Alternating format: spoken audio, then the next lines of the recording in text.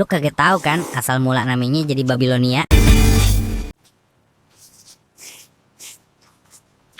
Nyet, lu tahu nggak salah satu kota tertua di dunia itu ada di deket Irak?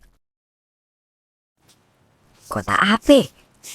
Namanya Babilonia. Oh, entu mah gue tahu. Lu kagak tahu kan asal mula namanya jadi Babilonia? Hah? Emang lu tahu?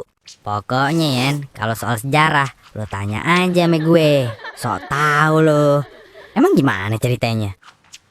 Jadi Yen, di tahun 1690-an sebelum Masehi, di daerah situ masih kampung. Orang-orangnya dari Betawi. Ada satu cewek tukang jualan roti yang jutek banget. Orang-orang kagak demen sama dia. Soalnya dia suka ngejelek-jelekin orang. Tuh cewek namanya Nia.